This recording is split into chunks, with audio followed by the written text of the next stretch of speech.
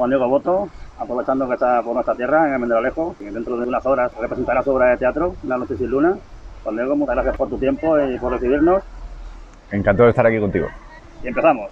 Coméntanos un poquito cómo surgió la idea de guión de tu película, En los márgenes. Bueno, pues el germen, lo he contado alguna vez, esto nace de una conversación con Penélope Cruz a la salida de una función de teatro que yo estaba haciendo, que ella me propone que escriba algo para que hagamos juntos. Tiempo después yo me pongo a escribir y de ahí poco a poco se va desarrollando la idea de los márgenes. Todo empieza con una secuencia que escribo de una pareja que discute la noche antes de su desahucio. Yo esto lo comento con Olga Rodríguez, que es periodista y que había cubierto muchos temas de desahucios. Ella había hecho una entrevista a unas educadoras sociales que a mí me había impactado mucho. Y a partir de ahí empezamos a conocer un poco el tema, a hablar con gente, y todo eso termina convirtiéndose al cabo del tiempo en un guión que se lo damos a Penélope y ella dice que, vale, que no era la historia que ella había imaginado, pero que le gusta mucho y que no solo se involucra como actriz, sino como productora. Olga Rodríguez, creo que es la protagonista de la película, sí. ¿No? Desde el principio fueron 3 historias que transcurren durante 24 horas, o al principio de los borradores de guiones eran diferentes. No, la primera idea era que fueron una única historia. O sea, originalmente, como teníamos esta cosa de ya desde el principio que había un personaje para Penélope Cruz, obviamente la primera idea es que fuera una sola historia donde ella era absolutamente protagonista, pero después de mucho tiempo de conocer distintas realidades, de conocer el tema, de hablar con gente, cuando nos pusimos a escribir, poco a poco el relato fue convirtiéndose en una cosa mucho más coral. Apareció el personaje de Rafa, el personaje de Luis Tosar, y pasa a veces que cuando te pones a escribir hay un momento en el que el relato se apodera, o sea, va tomando su propia naturaleza y eso tienes que respetarlo. Entonces, a pesar de que lo lógico hubiera sido, bueno, tenemos a Penélope Cruz, vamos a hacer una historia donde ella sea la... Bueno, pues la historia se fue conformando de esa manera y el personaje de Luis Tosar fue ganando cada vez más protagonismo. Nos parecía que era el más lógico que vehiculara todas las historias y quedó así, en 3 historias con sus adyacentes. Los desahucios, por desgracia, ya no salen en los medios de comunicación. Tuvieron su auge en los medios cuando la crisis del ladrillo, pero por desgracia, como digo, cada día hay, creo que son centenas de desahucios y sigue siendo algo actual, ¿no? Sí, una de las cosas que nos sorprendió cuando nos metimos con el tema es que ya poco a poco dejó de hablarse y sin embargo una cosa que seguía pasando y seguía pasando todos los días, ¿no? Y decenas y decenas, o sea, lo que nosotros contamos en la película pasa 100 veces cada día. Es realmente espeluznante, ¿no? Pensar que cada día se puedan producir alrededor de 100 desahucios. Y bueno, yo creo que el impacto que eso nos provocó también empujó a intentar contar esta historia, ¿no? Las vidas de las personas que conocimos y que tuvieron la generosidad de contarnos y relatarnos, bueno, pues lo que ellos habían vivido o lo que estaban viviendo, también nos empujó a intentar contar esta historia. De las 3 historias, quizás la que esté protagonizada por los actores menos conocidos es la que más me llegó a mí.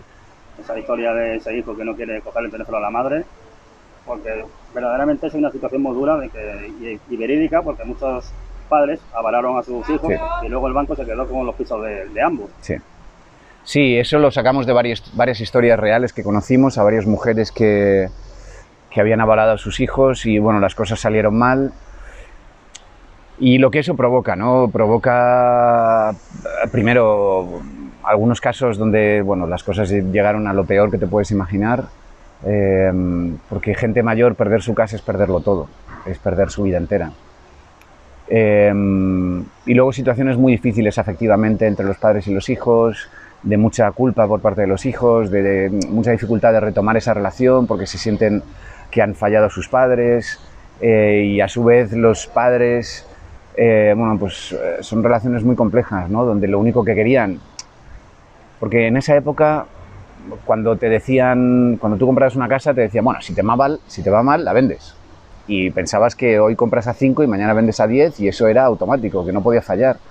Nadie se imaginó que avalando a nadie de repente pudieras perder la casa a tu hijo y además el banco quedarse la tuya. Que creo que ha sido una de las estafas más dolorosas, ¿no?, de todo este proceso. Y luego además encontramos a dos actores que son absolutamente excepcionales, como son Adelfa Calvo y Fon García, que crearon una relación muy bonita y muy impactante.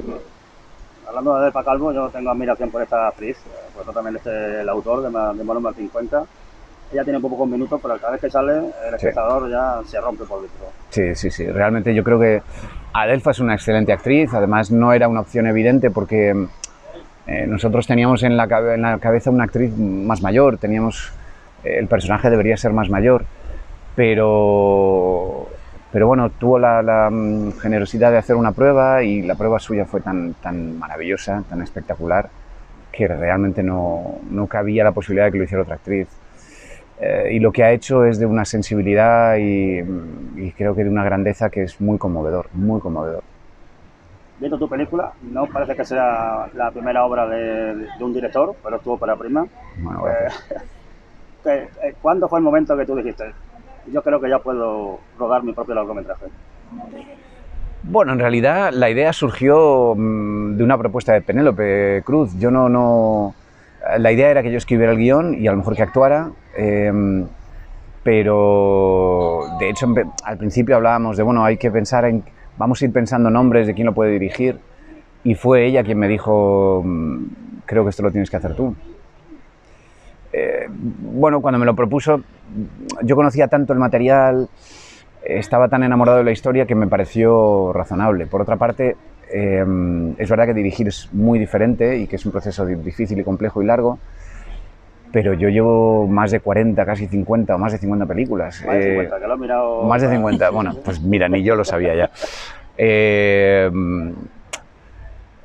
O sea, sé estar en un set de rodaje, sé cómo cubrir una secuencia para más o menos contarla. No te digo contarla excepcional, pero contar una historia más o menos sabía que me podía apañar, ¿no?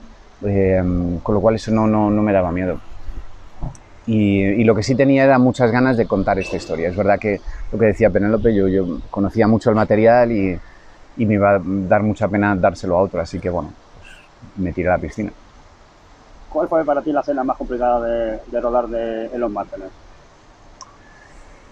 Más complicada de rodar. Bueno, la asamblea fue una secuencia muy complicada de rodar. Posiblemente también el plano que tenemos, la secuencia que tenemos Penélope y yo, es una secuencia muy larga, que es un plano secuencia, en parte porque teníamos muchas dificultades, ¿no? Porque la casa era muy pequeña, era una casa muy estrecha, era muy difícil mover la cámara ahí dentro, y porque yo estaba dentro también. Cuando estás dentro es más difícil tener objetividad y poder plantear bien la secuencia. Yo creo que fue posiblemente de las más difíciles de rodar. Sí. Se acerca también la temporada de premios, ya están haciéndose las primeras quinielas y Los Márgenes suenan por ahí en diferentes categorías. ¿Qué opinión tienes al respecto? Bueno, yo creo que yo he vivido esto ya muchas veces, nunca como director, pero sí muchas veces. Creo que soy uno de los actores más veces nominado y sin ningún premio. Pero he vivido todo este proceso de rumores, de bueno, vas a estar nominado seguro y luego no estás, y todo lo contrario, de que nadie diga nada y de repente se leen ese día las nominaciones y dices, ¿estoy nominado? Eso me ha pasado también un par de veces. De modo que yo creo que no hay que hacer mucho caso al run este que empieza normalmente por estas fechas a salir hasta que se leen las candidaturas. El hecho de que se comente creo que tiene que ver con, bueno, pues que hay cosas que se están valorando del trabajo, que hay nombres de actores que suenan como posibles nominados y eso creo que habla de que hay muchos actores que hacen muy buen trabajo en la película, y creo que eso es positivo. Por lo demás, este es un año enormemente difícil para todos. Es uno de los mejores de la historia del cine español. Exactamente, creo que es uno de los años de mayor calidad del cine español en mucho tiempo. La cantidad de películas particularmente buenas que han coincidido en este año no es normal. quizá por la pandemia, quizá por muchos factores, pero realmente es un año muy difícil, y no solo de directores ya consagrados o directores, sino también de directores que han hecho su primera película. O sea, hay trabajos noveles que están entre los mejores del año. O sea que, bueno, creo que eso es muy bueno para el cine español y más difícil para todos los que pretenden tener alguna candidatura, ¿no? Y ya para terminar, después de tu experiencia como debutando como director de cine, ¿piensas en un futuro a corto, medio o largo plazo repetir como director? Uf, veremos, no lo sé, ahora mismo no me lo planteo. Yo creo que para meterte en este lío que es levantar una película, porque no es tanto dirigirla, si me dijeras que es dirigirla, te digo que sí mañana. Pero levantar un proyecto, escribirlo y sobre todo el proceso de financiarlo, y es un proceso tan largo donde hay que remar tanto que tienes que tener una historia que te apasione mucho, que te guste mucho, que estés muy enamorado de esa historia como para meterte en esta batalla, ¿no? Pero bueno, veremos. De momento, descansar.